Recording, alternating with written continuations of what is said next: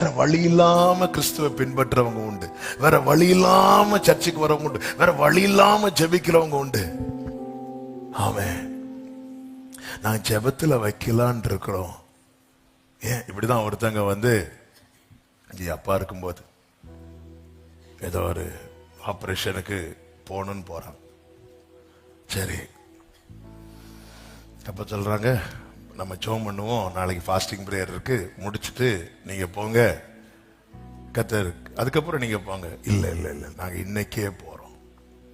சரி சொல்லிட்டு போயிட்டு அடுத்த நாள் ஃபாஸ்டிங் பிரேயர் வந்து இருக்கிறாங்க. பாஸ்டர் நாங்க ஜெபத்துல வைக்கலான் இருக்கிறோம். எங்க அப்பாவுக்கு சந்தோஷம். பரவாயில்ல, நம்ம ஜெபம் பண்ணுவோம், ஜெபம் பண்ணிட்டு அதுக்கப்புறம் நீங்க டிசைட் பண்ணிக்கோங்க. இல்ல இல்ல நாங்க ஜெபத்திலே வைக்கலான் இருக்கிறோம். ஒரு நாள்ல எவ்வளவு பெரிய மாற்றம், என்ன ஒரு விசுவாசம். இல்ல சிஸ்டர் நீங்க ஜெபம் பண்ணிட்டு அதுக்கப்புறம் நீங்க போய் பாருங்க. இல்ல இல்ல நாங்க ஜெபத்துல வைக்கலான் இருக்கிறோம். ஏன்? ஆபரேஷன் 5 லட்சம் ரூபாய் ஆகும்னு சொன்னாங்க. அதுக்கு நாங்க பேசாம ஜெபத்துல இப்படி வேற வழி இல்லாம எல்லாம். கோவிட் டைம்ல பைபிள் அதிகமா சேல்ஸ் ஆச்சாம்,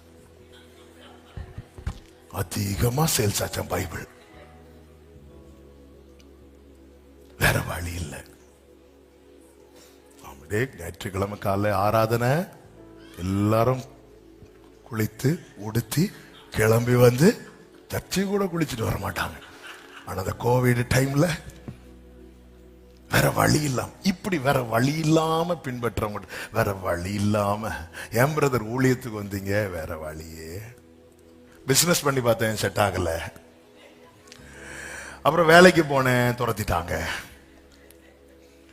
அப்புறம் சொன்னாங்க ஒரு அலைன்ஸ் வந்துச்சு, ஊழியக்காரனுக்கு தான் கொடுப்பேன் நாங்க. எனக்கு வேற வழியே. இப்படி வேற வழி இல்லாம வருகிறவர்கள்.